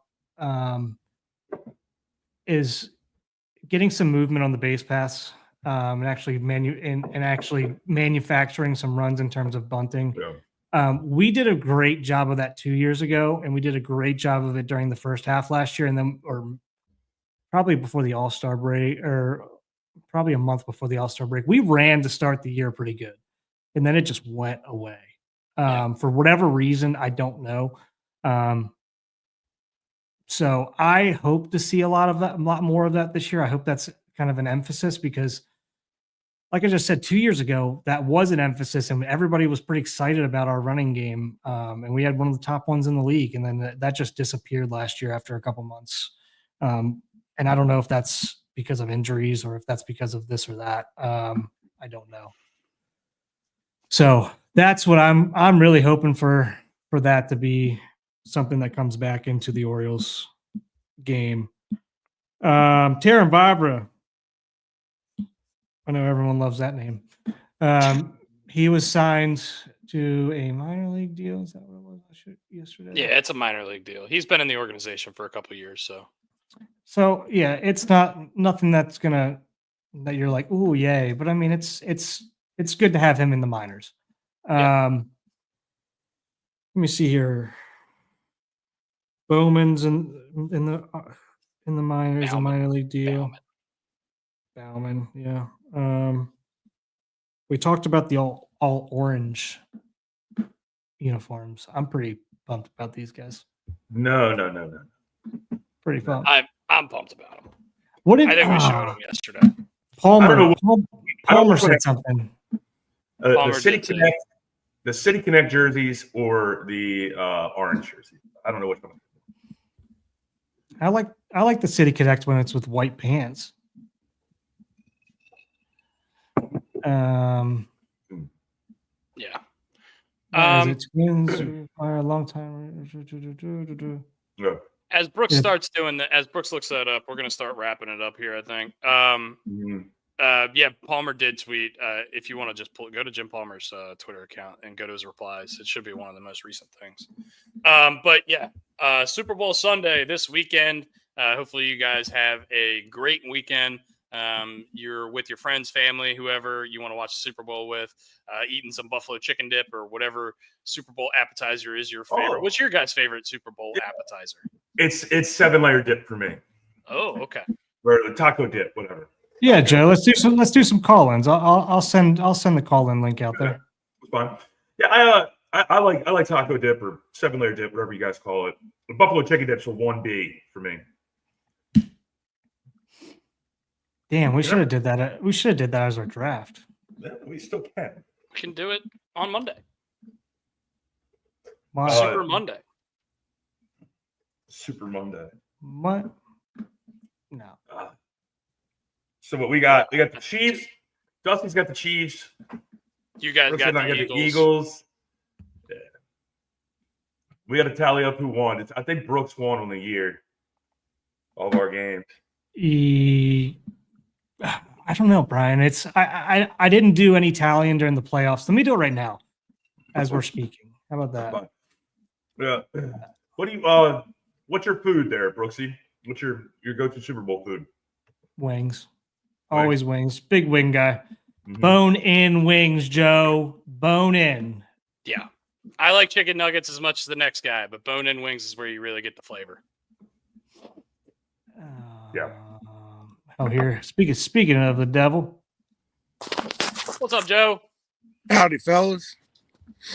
How we doing? Bone-in wings, Joe. Bone-in wings. Bone-in. I mean, I like all wings, but I mean, boneless wings are just easier, and I'm lazy. That's fair. I don't You just disagree. don't I like flavor. I like all wings, but if I'm gonna pick a wing, it's gonna be a bone. And my child only ate boneless wings for years, so it kind of made it so that was the choice of the household because I wasn't cooking 2-3 meals. That's just not happening. Yeah. What's your favorite flavor of wing? Are you garlic parm? Are you classic buffalo? Or you get weird with it? I like garlic parm, honey mustard, honey Honey barbecue. mustard. But don't sleep on a honey mustard wing. I'm with Joe on this one. It's pretty tasty. I like honey mustard wings. Yeah. I've never had a honey mustard on a wing before. It wanna just say comes with that- chicken tenders. I want to say that is that a Carolina thing, or is that just like a Southern thing? Honey mustard wings. I don't know. It might be. They're not I mean, popular up in the north. Carolina is tangy. Carolina is like a tangy barbecue, like a mustard-based barbecue sauce. So yeah, I guess it could be. Yeah, no, that's a good call. That's a sleeper pick right there. I'm a garlic parm. I'm a garlic parm guy with ranch. I like garlic parm. parm. Garlic parm's good. You know what's And- awesome? Well, Blue buffalo cheese, garlic, you buffalo losers. garlic parm, buffalo garlic parm. Sure. Buffalo garlic parm's a good mix. That's Joe, what do you got for the Super Bowl this weekend? Who do you like? I gotta go Eagles, man. I Damn, can't. you guys are all stupid. I mean, based on proximity, I just need the Eagles to win, please. Like these people Yeah, here that's true. are fucking annoying with their Chiefs. Like they've been rooting for the Chiefs for 5 years and they're excited because they've been winning for 5 years. They couldn't tell you who played for the Chiefs, and I bet you if you asked most of them if Joe Montana ever played for the Chiefs, they wouldn't even know. This tells you how much success the Chiefs have had. They're making us root for Philadelphia Eagles. The Philadelphia Eagles. Like, it's hard to do. Eagles fans don't root for the Eagles. I'm not rooting for the Philadelphia Eagles. You can guarantee that. You can put that on a T-shirt. I'd rather see Duke win the national championship. Can they tie? Whoa. Can they tie? Can they tie? No. Can we just have a tie and they hug it out? I mean, the Kelsey brothers just shake hands in the middle of the field and call it a day. hey, it is what it is. But I got an Arkansas baseball spring training fact for you, fellas. Let's do it. What's Heston Kjerstad up to? Arkansas baseball alum. Hopefully hitting a bunch of home runs this year. The first spring training happened in Hot Springs, Arkansas in 1886. 1886, the first spring training, the Chicago White Stockings, now known as the Cubs, held the first spring training in Hot Springs. And by 1912, there was 5 fields in Hot Springs, and you had guys like Ty Cobb, Jackie Robinson, Horace Wagner, Babe Ruth. Ever heard of him? Some guy named Babe Ruth. George? Yeah. George? What's James Earl Jones saying? Oh, you mean George? Yeah. Sandlot. Yeah. they all did their spring training down in Hot Springs. There's actually a baseball trail down there. It's pretty interesting. I don't think any of the fields are still there, but they do have a lot of history down there that you can take and do a headset tour of the trail. So they'll give you a little audio. I don't know if you do it with your phone or if it's the actual device they give you, but Hot Springs Baseball Trail. Good deal. Never heard of a baseball trail. They do a show here and bring in guys to do signings and speak, and it's pretty cool. Hell yeah. What are you doing for the Super Bowl? You going to be at the house? Yeah, I'm not going anywhere. I'm just going to sit and watch it. I might not even turn the TV on. I don't know. It's just not appealing to me, really. You're gonna watch it. You're gonna watch it. You're a closet Kendrick Lamar fan. We know. We know. That's the most appealing part, man. Of course, yeah. want to see the conclusion of the Post Malone, Shane Gillis, Bud Light commercial more than I want to see the Super Bowl. Yeah, I mean, I do want to see some of the some of the ads. They said it was going to be upwards of $8 million for just a Super Bowl ad. McAfee's flag football commercial where he's the old fat bald principal. I think it's going to be hysterical. I think it's going to be great. It said it's a 2-minute commercial or 2.5-minute commercial, but that probably would cost 15. Well, it's an NFL commercial, so maybe they gave it to him for free. Yeah, they gave him a discount. Yeah. I mean, I wonder if there's prop bets if old Swifty comes out of the box to do some halftime with Kendrick Lamar. Sure is. No, it's not going to. I don't think it'll happen, but who knows? Yeah. But yeah, it's just need better halftime entertainment. It's just not been great for years. Well, it's dependent it's dependent on who you like, right? I'm sure Kendrick Lamar fans are really excited. Maybe you're not a Kendrick Lamar fan, but you got to adjust with the times. It's not going to be Prince every year at halftime. It can't be that good. Over under 10.5 songs for Kendrick Lamar is a prop bet. That's crazy. Yeah. 10.5? What is it, like 20 minutes? No, I guess like the Super Bowl halftime show is like 20, 25 minutes. But he'll sing like half a song and then transition into a second song. Yeah, but that's the halftime. That's what Super Bowl always is. It's like you sing half of all of your 10 best songs, and then that's your Super Bowl show, right? My uncle was at the Michael Jackson one in Pasadena in was that Super Bowl 27? And they gave them all everybody in the stands one of those placards to hold up so that they could make design in the stands. I think he still has it. That was pretty awesome. Amazing. Can you imagine seeing Michael Jackson at the Rose Bowl during the Super Bowl? You had a better experience. I wonder what the game was. I wonder if it was a good game. I don't remember, but it was Dallas and Buffalo. It was the first 1993. The second Dallas Buffalo game. I don't know why you made me think of this. Here's your right turn from the left-hand lane segment. Joe saying that made me think about. I was watching that Woodstock documentary like a year and a half ago that was on Netflix, and they thought it would be a really, really good idea. There's a Woodstock '99 that went absolutely terrible. They gave everyone in the crowd a candle with live lit flame, and then they began to burn the place to the ground in New York. That's a smart move. I watched it. I love that documentary. That was pretty funny.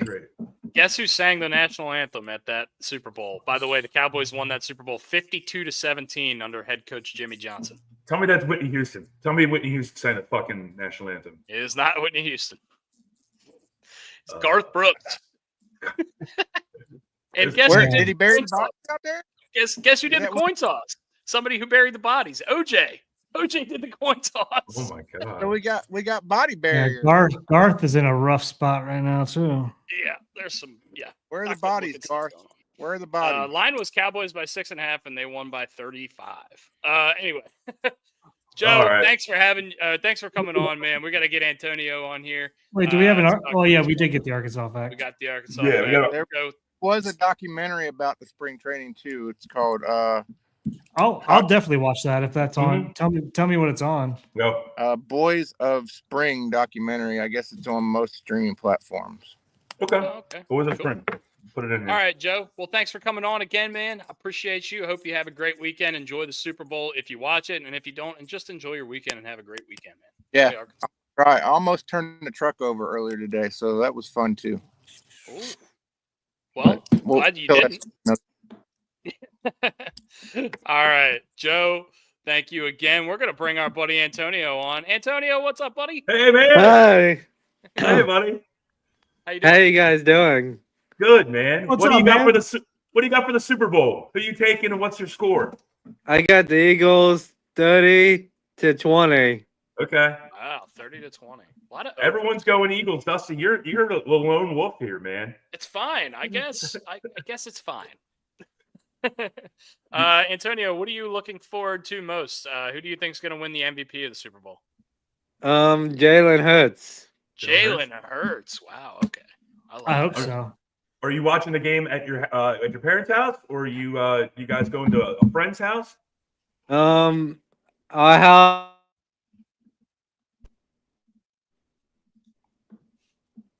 Uh-oh, did we lose him? Ah, there he is. Yeah. Oh, there you go. We lost you for a Froze up a second. little bit. Yeah. We're watching at the house. Okay, okay. great. Awesome. Awesome. All right, guys. All right. All See right, you, buddy. Antonio. Thanks for coming on, man. It's great to talk. Antonio, you got You're anything on the welcome. Orioles? You got anything on the Orioles coming up?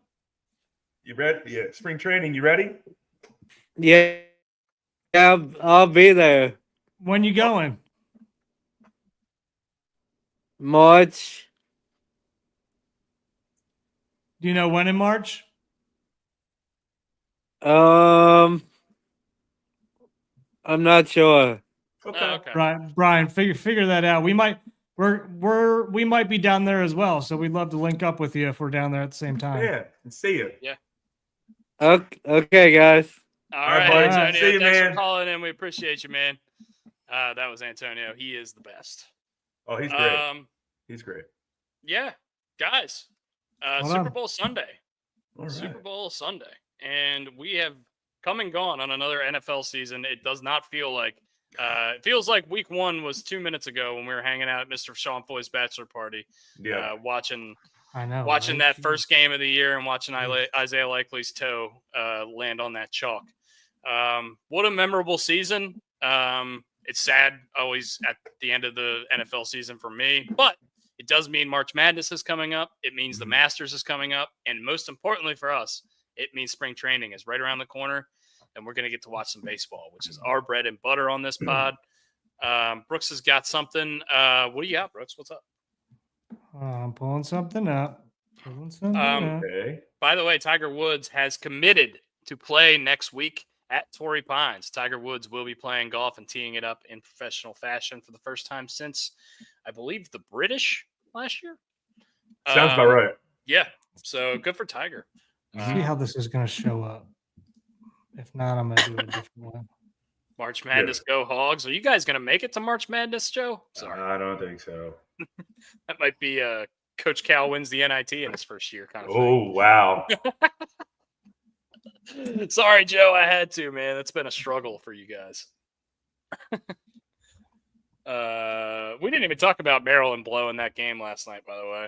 Real quick, let's do that. Yeah, I mean, they dominated the game. They were clearly the better team. Julian Reese was a really good first half. I think he had a double-double in the first half.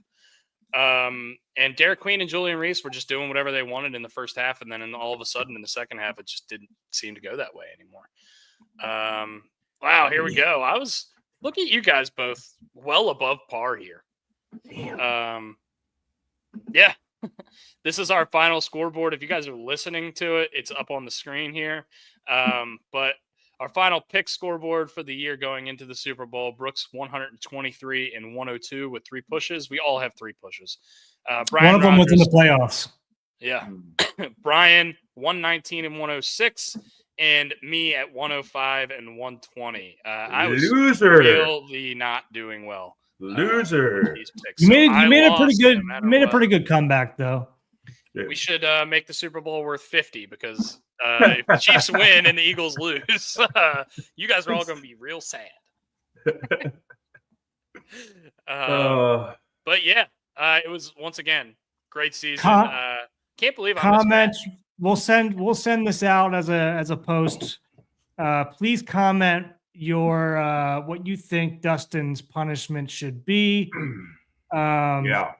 And we will announce what that is. We'll pick whatever the best one we think is, and yeah, we'll definitely record whatever that's going to be. Oh yeah. Or we'll just come up with something if nobody leaves a comment that's good enough. That's for sure. I got a sick mind, so I'll definitely we can come up with something, Brooks. I'm not excited for whatever this is going to end up being. You shouldn't be. And we're not going to make you shave your eyebrows or any of that stupid shit. Maybe you got to go get an eyebrow. Maybe you got to go get spray tanned and then come on directly after. The darkest setting. Yeah. or the orangest setting, one or the other. I don't know if orangest that's- setting. I don't know. gotta be I don't the know if that's worst. the same. I don't know if that's the same thing or what. But Do it That'd be before great. spring training so I can go to Florida looking like an idiot. Looking not a like bad a idea. Not a stretched bad out idea. Oompa Loompa. Anyway, this has been another episode of Gary Williams Stole My Lawn Furniture. Happy Super Bowl week to everyone, and happy pitchers and catchers 6 days away. Yep. Thank you guys very much for listening, watching, interacting with us. We love you. And yeah, that's all I got. Brian, you want to send us off here like you always do? Yes.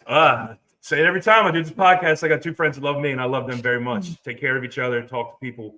Mental health is a big thing, and it doesn't get enough awareness, like we say every damn week. Keep bringing more awareness to it, and we're going to fix some stuff. We're going to fix some people. Make sure people are in a good mindset. So take care of yourselves. Mental health. Remember, we have NAMI, NAMI.org to go ahead and take a look at that if you ever need help yourself, or if you want to steer someone in the right direction. That's probably what I'm trying to say. So thank you guys. I love you guys very much. And let's have a good Super Bowl. Yeah. NAMI.org. And Joe Racky says I should do pigtails and a crop top. Yeah, for what? Not a bad idea either. We're getting somewhere. Can we put a beer helmet on me too?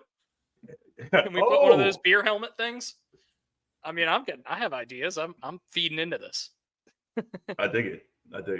But Brooks, boys. you have anything to close us out with? No, have a good weekend, fellas. well, sir. That's about it. I got a lot of work to do here, so I gotta get off. All right, we are going to post the graphics for the last couple drafts this weekend. We're also going to post our Super Bowl bets, our parlay picks, whatever you guys want to follow. We will have that out for you this weekend. We have plenty of time till the game on Sunday. I will try to get it out today. If not, I will get it out tomorrow on the Insta, the Twitter, the Facebook, all the social media verse. We will get that information out to you. So watch along with us, bet along with us if you want to. Unfortunately, we can't take Pancake Pack to score a touchdown this weekend, but we'll find something to scratch your itch if we need to. We'll do a team ride. Maybe it's Carson Steele. Maybe it's Peyton Hendershot, Brian's favorite player. The porn star names in this Super Bowl are just great.